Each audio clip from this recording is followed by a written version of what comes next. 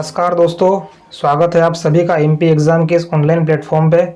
दोस्तों, हमारी मध्य प्रदेश सामान्य ज्ञान की सीरीज के तहत लास्ट लेक्चर में हमने मध्य प्रदेश की जलवायु को समझा था। उसमें हमने देखा था कि मध्य प्रदेश को जलवायु के आधार पर 4 भागों में विभाजित किया गया था दोस्तों। पहला था उत्तर का मैदानी क्षेत्र, दूसरा था मालवा का पठारी क्षेत्र, तीसरा था विंध्याचल का पर्वतीय क्षेत्र और चौथा था नर्मदा घाटी क्षेत्र। इन सभी को हमने विस्तार से देखा था दोस्तों। उसके बाद हमने मध्य प्रदेश की ऋतुओं को देखा था कि मध्य प्रदेश में शीत ऋतु, ग्रीष्म ऋतु और वर्षा ऋतु में किस प्रकार से यहाँ पर स्थितियाँ बनती है, वह सभी हमने समझने का प्रयास किया था। दोस्तों, हमारा आज का नया लेक्चर है मध्य प्रदेश की मिट्टियाँ। तो चलिए दोस्तों, शुरुआत करते हैं आज का हमारा लेक्चर। दोस्तों, मिट्टी होती क्या है? मिट्टी भूपर्पट्टी की सबसे ऊपरी सतह होती है दोस्तों, जिसमें कार्बनिक और अकार्बनिक पदार्थों का संयोजन होता है। दोस्तों, जब जो चट्टानें होती है उनका अपक्षय होता है और फिर अपरदन होता है, उसके परिणाम स्वरूप मृदा का निर्माण होता है। उसके अलावा नदियाँ जब अपने मार्ग में बहती है तब वह कुछ पदार्थ निक्षेपित करते जाती है दोस्तों, जिससे मृदा का निर्माण होता है। उसके अलावा वर्षा, तापमान आदि बाह्य कारकों का भी मृदा के निर्माण में महत्वपूर्ण योगदान होता है।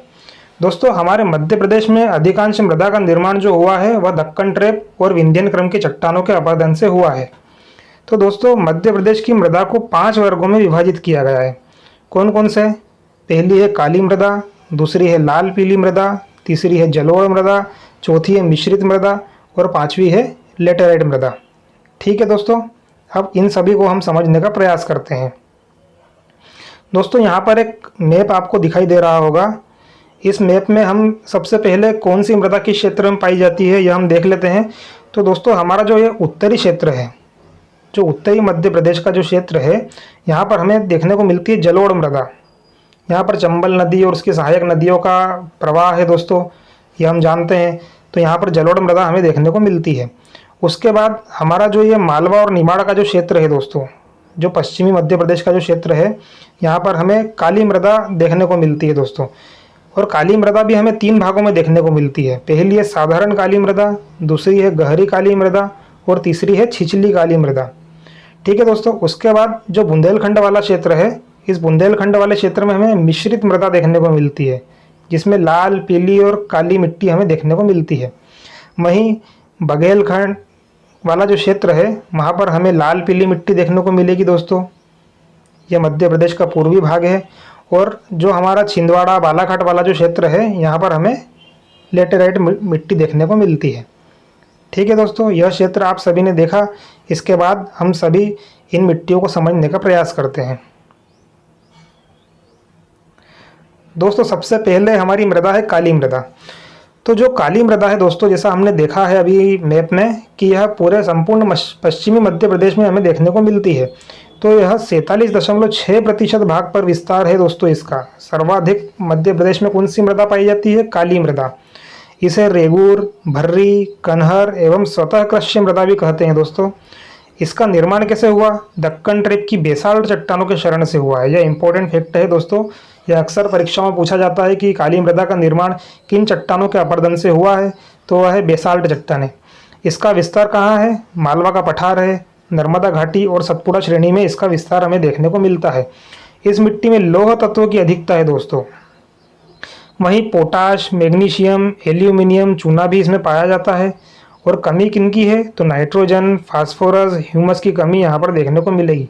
दोस्तों, यहाँ एक बात आप याद रखिए कि मध्य प्रदेश की जितनी भी मृदा है, वहाँ आपको नाइट्रोजन, फास्फोरस और ह्यूमस की कमी देखने को मिलेगी। और ह्यूमस क्या होता है दोस्तों? ह्यूमस जो मृदा होती है उसकी जो सबसे ऊपरी परत होती है उसे ह्यूमस कहा जाता है। इसमें जैविक पदार्थ हमें देखने को मिलते हैं, जैसे जो छोटे मोटे कीड़े मकोड़े, कीट पतंगे हो गए, वनस्पति हो गई, उन सभी से मिलकर ह्यूमस का निर्माण होता है। जैसे कंपोस्ट खाद होती है, उसे भी ह्यूमस कहा जाता है दोस्तों। तो यह मृदा जो है, यह गेहूँ, चना, सोयाबीन, मूंगफली, कपास आदि के लिए अधिक उपयुक्त है दोस्तों। कपास हमें सर्वाधिक यहाँ देखने को मिलता है। ठीक है दोस्तों, अब चलते हैं हम यहाँ से आगे। दोस्तों, काली मिट्टी जो होती है उसमें जल धारण करने की क्षमता बहुत अधिक होती है। हमने अक्सर जो इस क्षेत्र में रहते होंगे, मालवा निमाड़ वाले, उन्होंने देखा होगा कि काली मिट्टी जो होती है उसमें जब जल की कमी होती है तो दरारें पड़ने लगती है दोस्तों। ठीक है। और जैसे उसमें जल जाता है तो वह अत्यधिक जल को सोख भी लेती है और वह चिपचिपी भी हो जाती है दोस्तों।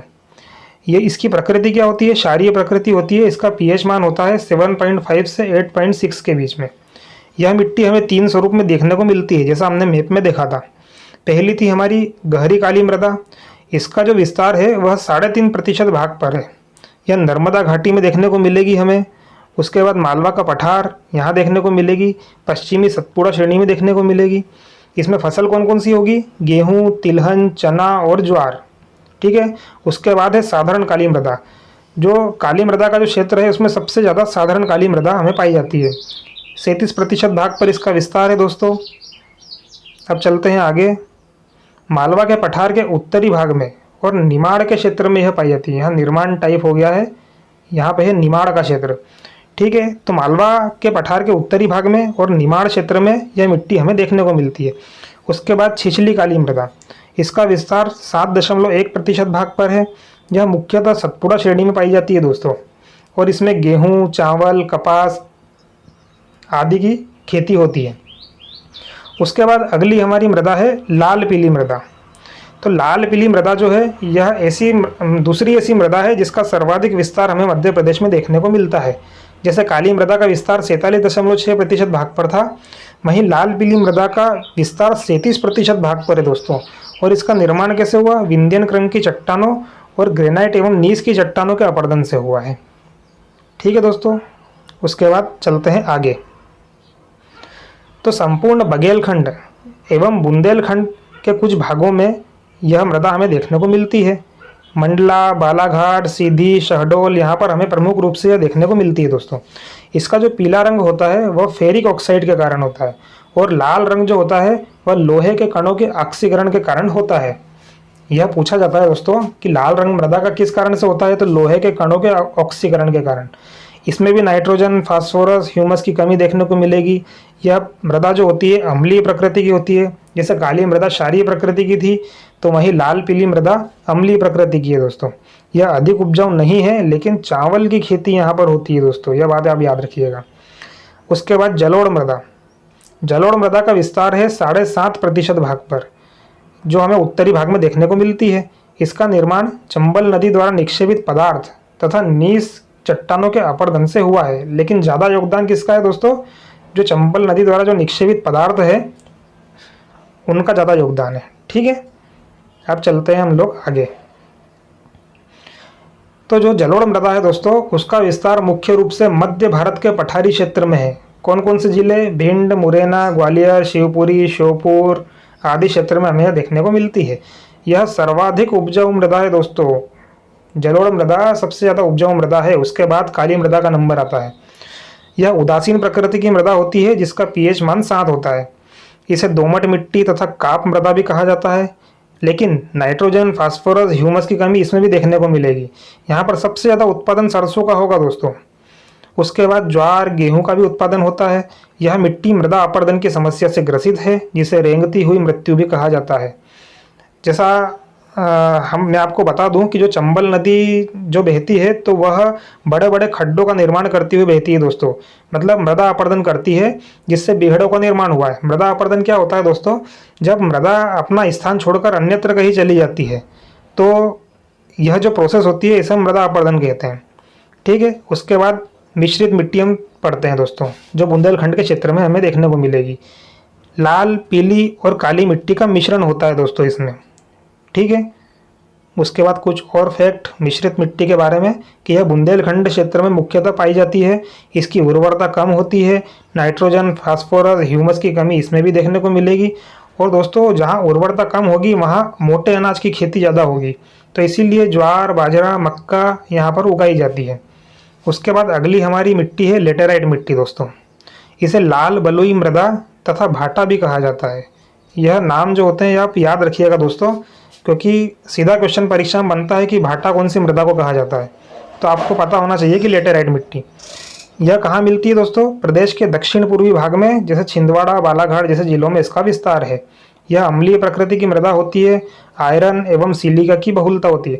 लेटेराइट मिट्टी जहाँ होगी वहाँ पर वर्षा अत्यधिक होगी दोस्तों, क्योंकि अत्यधिक वर्षा के कारण ही जब मिट्टी थोड़ी सी चिपचिपी होती है वहाँ पर लेटेराइट मिट्टी का निर्माण होता है। ठीक है, उसके बाद आगे इसमें मोटे अनाजों का उत्पादन किया जाता है तथा अधिक वर्षा वाले क्षेत्रों में पाए जाने के कारण बागानी फसलों के लिए भी यह मिट्टी उपयुक्त मानी जाती है दोस्तों। चावल की खेती भी यहाँ पर होती है, मोटे अनाज भी होते हैं और बागानी फसलों का उत्पादन भी यहाँ पर किया जा सकता है। तो दोस्तों आज हमने मध्य प्रदेश की मिट्टियों के बारे में विस्तार से समझा। मुझे आशा है कि ये आप लोगों को यह लेक्चर समझ में आया होगा दोस्तों। इसमें अगर आपको कुछ डाउट हो या कुछ भी याद करने में परेशानी हो तो आप लोग कमेंट करके मुझसे पूछ सकते हैं दोस्तों। अब मिलते हैं हम मध्य प्रदेश की सीरीज में अगले लेक्चर में। तब तक के लिए आप सभी को गुड बाय, जय हिंद, जय भारत।